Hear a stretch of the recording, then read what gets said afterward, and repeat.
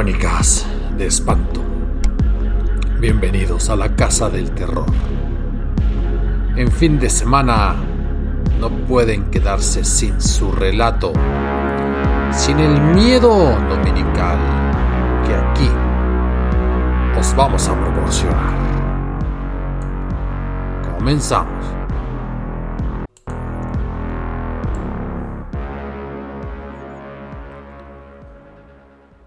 Hasta hace algunos años, el museo más visitado de todo el estado de Guanajuato era la Alhóndiga de Granaditas. Todo mundo con un mínimo de conocimiento sobre la historia de México sabe que ahí se llevó a cabo una de las batallas más representativas y, por qué no decirlo, sangrientas en la historia del país, que dio origen quizás a la euforia con la cual se le victorió a Miguel Hidalgo, quizás también al mito, la leyenda del famoso Pípila, que dejémoslo en eso, en leyenda, pero también al lugar en el que, por ejemplo, el Festival Internacional Cervantino inicia y termina, en la explanada de la Alhóndiga. Curiosamente, donde inició el Festival Cervantino fue en los famosos entremeses cervantinos, representaciones teatrales que los estudiantes universitarios realizaban en una placita pequeña que está justo enfrente del templo de San Roque, en pleno centro, en plena cuesta, de ahí, de la ciudad de Guanajuato. Y el relato que hoy les vengo a contar ocurrió a escasos metros del templo y de la plaza de San Roque. También quizás a un centenar de metros de la Alhóndiga de Granadita, donde ahorita se escucha algarabía, risas, festejos y convivencia. En otra época se escucharon cañones, se escucharon lamentos, muerte y desolación. Porque en la guerra de independencia, Guanajuato fue tomada por los insurgentes. Pero apenas 2 meses después fue retomada por los realistas. Y entre ambas batallas hubo un reguero de sangre. No se repuso la capital de la intendencia de aquella sangría, de aquel desgaste. Pero hubo un par de ciudadanos españoles, jóvenes, que ahí vivían, cerquita de la plaza de San Roque. Él Fernando, ella Sancha. Y Fernando y Sancha tenían apenas 2 años que vivían en la ciudad de Guanajuato. Se habían ido a Guanajuato porque precisamente era como la Riviera Maya de la actualidad. Es a donde hay que ir, porque hay empleo, porque hay trabajo, porque su crecimiento económico es más rápido que del resto del virreinato. Y llegaron a Guanajuato con lo poco que tenían, pusieron su negocio de importación de ultramarinos.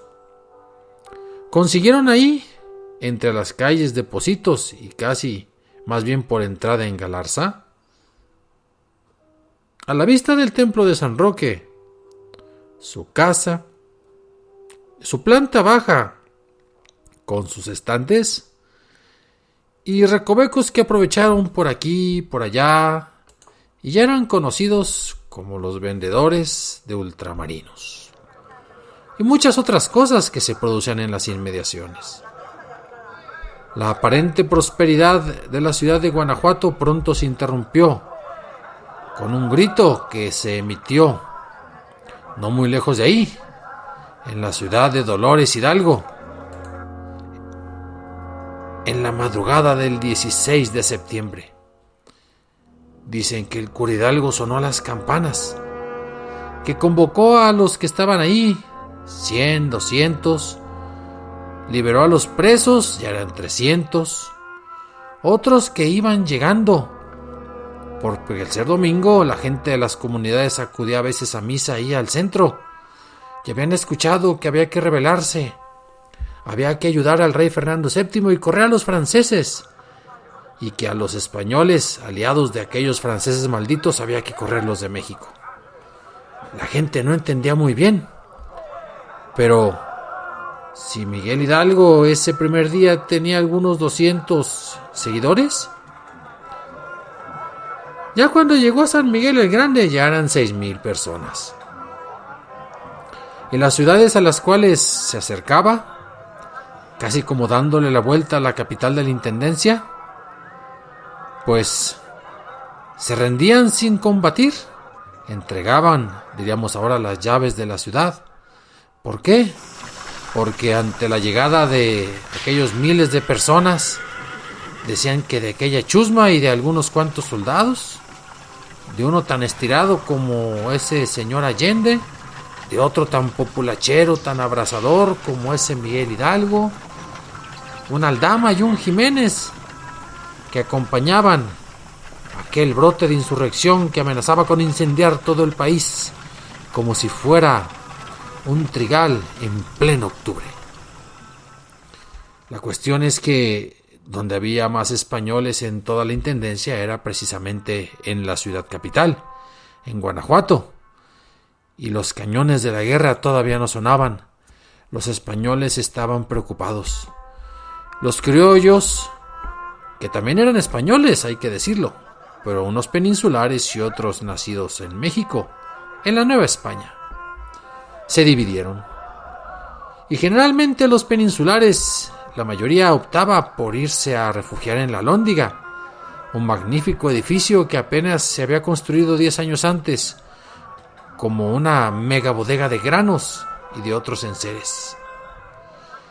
Ya se oía que Miguel Hidalgo junto con las huestes avanzaban a ritmo lento, pero imparable, y que ellos ya llegaban con el estandarte que habían tomado en Atotonilco y con la Virgen de Guadalupe como su principal protectora.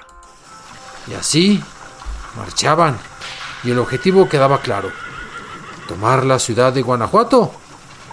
Quizás las riquezas administrativas, los sueldos de los empleados de la intendencia, con ello fortalecerse, adquirir armas, y de ahí Dios dirá cuál es el siguiente destino.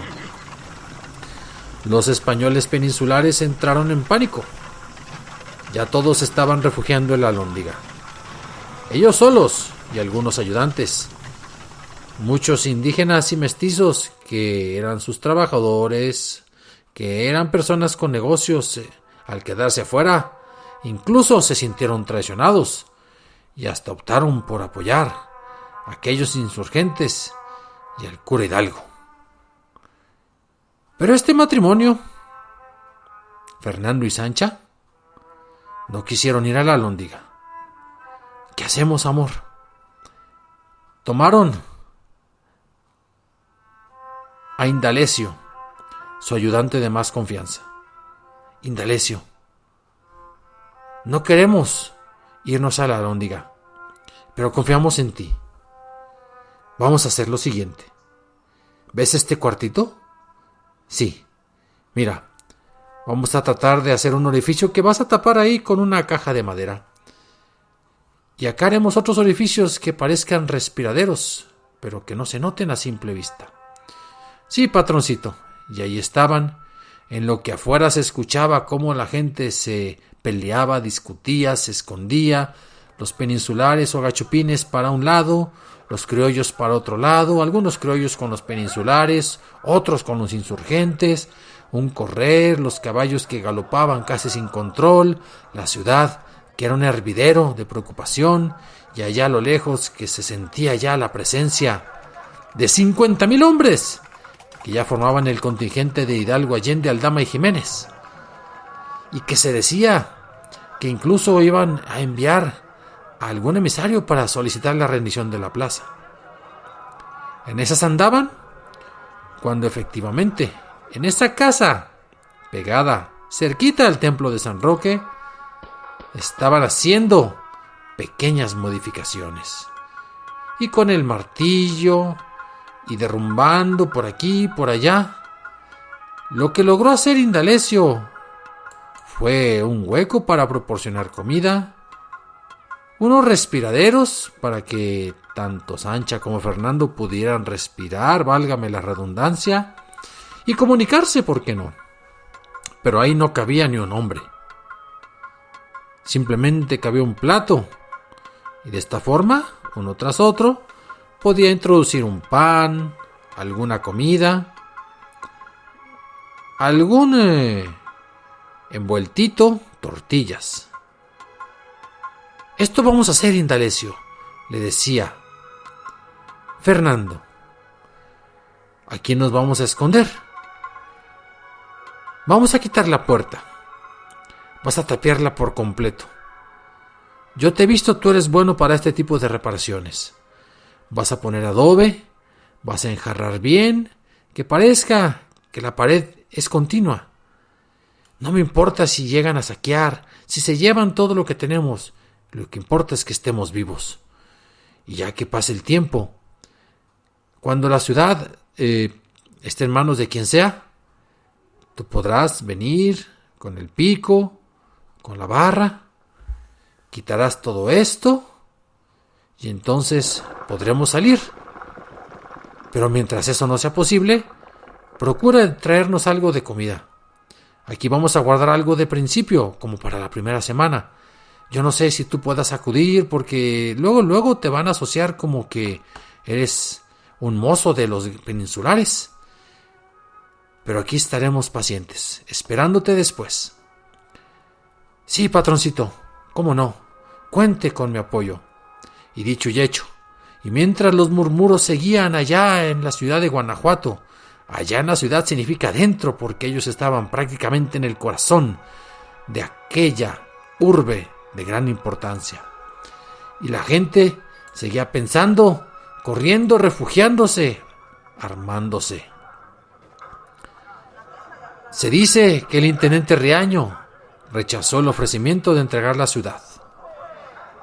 Se dice que fue un tal Mariano Jiménez el que vino y regresó. Se dice que por ahí del día 26, no, para el día 27. Y el día 27 ya estaban encerrados Fernando y Sancha dentro de ese cuarto. Suponiendo que todo sería cuestión de una semana o dos, para que luego pudieran salir cuando no corriesen peligros. Y pasó el día 27, y pues no, simplemente no. Pero ahora sí, parece que el día 28 de septiembre van a entrar los insurgentes y se llevará a cabo la batalla. Allá, yo creo que en la Lóndiga. Ya muchos criollos y muchos mestizos, indígenas también, le habían dado la espalda a aquellos peninsulares que se habían refugiado ellos y solo ellos en la magnífica Alhóndiga. Y llegó la mañana del 28.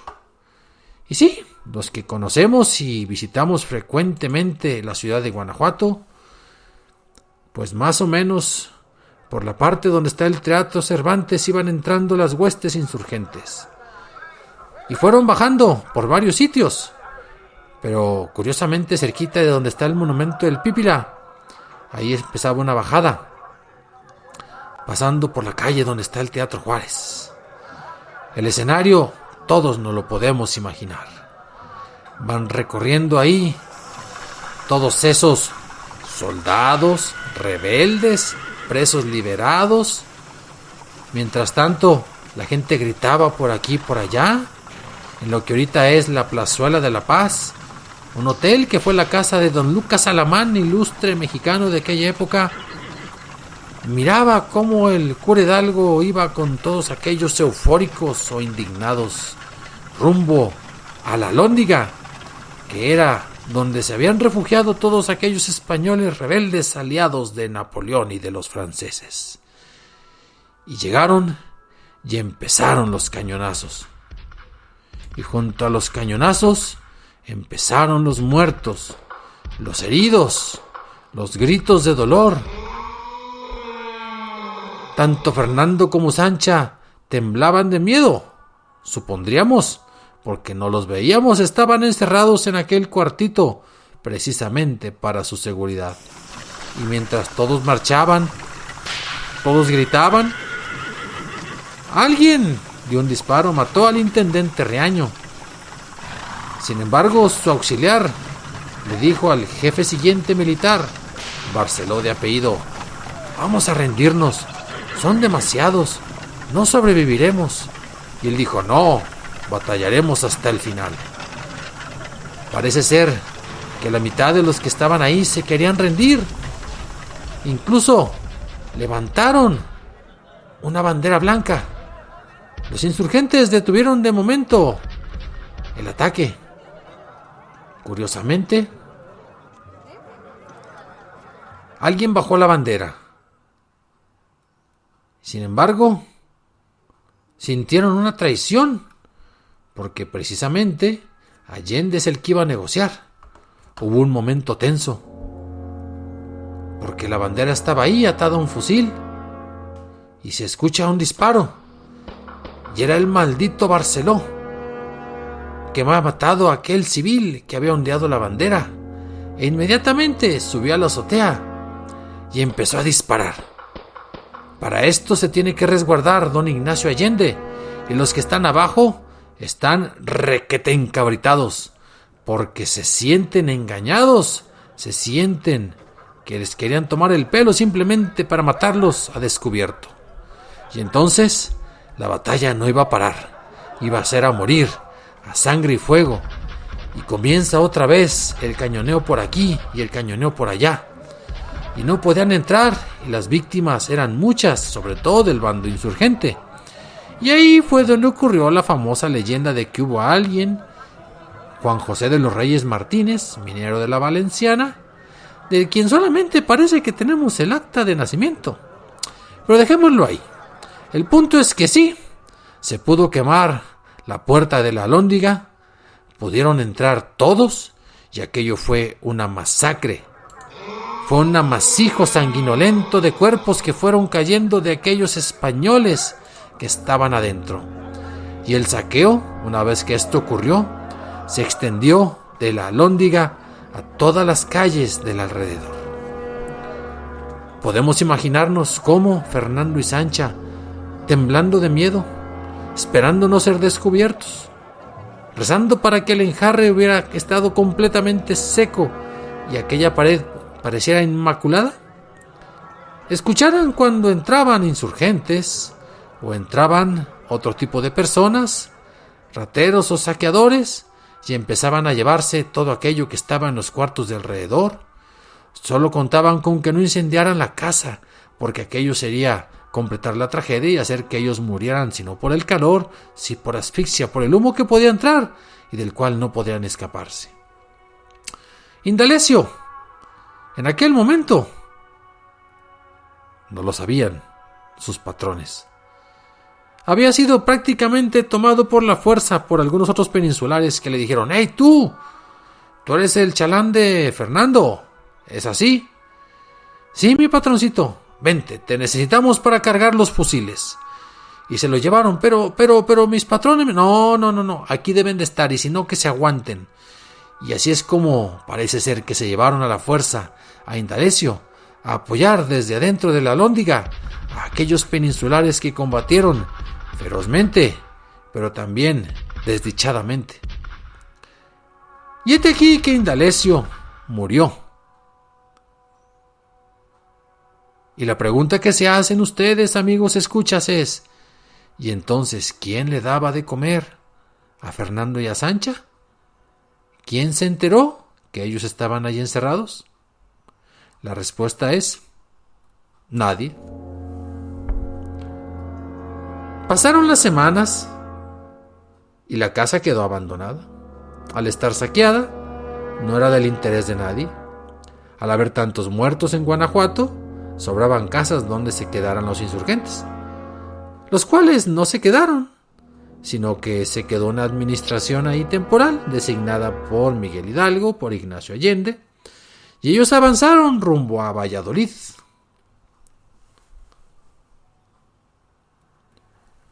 2 meses después, cuando no quisieron tomar la Ciudad de México y ya habían tenido otra batalla sangrienta, la del Monte de las Cruces, Ignacio Allende defendió la ciudad de Guanajuato de los realistas, que ahora estaban ganando batalla tras batalla al mando de Calleja, que después sería virrey.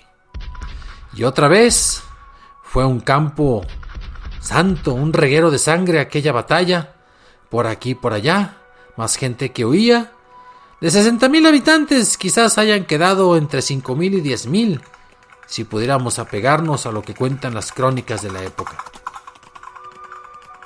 Pasaron los años, se acabó la guerra de independencia, las casas se reasignaron, el nuevo gobierno ofreció también a algunos empresarios que retomaran las minas, y así se hizo.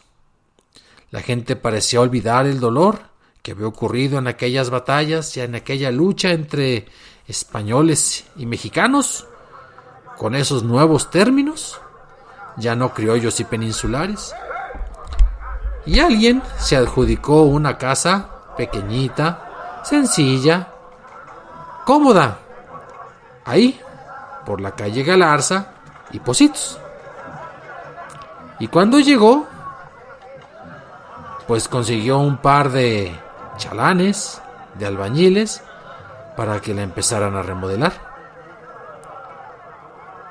Alguno de ellos, ducho en estas cuestiones del grosor de los muros, de los materiales, le dijo: patrón, mire, aquí parece que hay 2 consistencias, como que aquí hubieran tapado una puerta. Seguro que aquí hay otro cuarto. Ah, muy bien. ¿Dices que esta casa no se habita desde más o menos la guerra de independencia? Pues eso dicen, patrón. Incluso dicen que aquí el último que se quedó, pues que murió. Pero no aquí, sino en la Lóndiga. Bueno, pues hagan lo que tengan que hacer, capaz que hay un tesoro escondido. Y empezaron a martillar, empezaron a golpear. No sabían muy bien lo que iban a encontrar. Y después de algunas horas de empezar a martillar y de lograr que se derrumbara por completo lo que tapaba la puerta, lo que vieron les provocó un grito de horror. Había una pareja, un matrimonio, del cual ya solo quedaban sus esqueletos. Murieron abrazados. La risa natural que por los dientes descarnados nos ofrece cualquier cráneo parecía que los acompañaba con una muerte que ahora sí, ni como dicen los curas en las bodas, separó el amor. Y la mano del hombre estaba estirada hacia la orilla, tratando como de escapar, de rasguñar.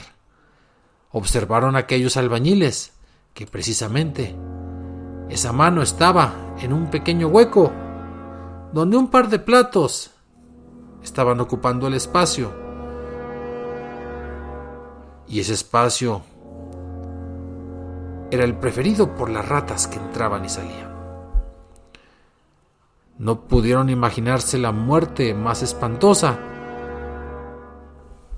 y esa casa quedó señalada como la casa de los enamorados de San Roque, aquellos que ni la muerte los separó. Todo mundo quisiera que su amor durara hasta la muerte y más allá, pero nadie quisiera morir con su amada o con su amado en la forma como ellos lo hicieron. Y bueno, yo recomendaría que vayan a la Plaza de San Roque, que se emocionen en el lugar, que vayan en octubre cuando son los entremeses, Guanajuato estará lleno, que vayan el 2 de noviembre, que los juglares cuentan las historias de aquel lugar. Y dicen que por ahí también hubo un cementerio en la antigüedad, pero en la antigüedad más remota en la historia de la ciudad. Y yo les digo que también una casa que está ahí enfrente fue la tumba de Fernando y Sancha, aquellos que se querían demasiado. Hasta la muerte, para ellos.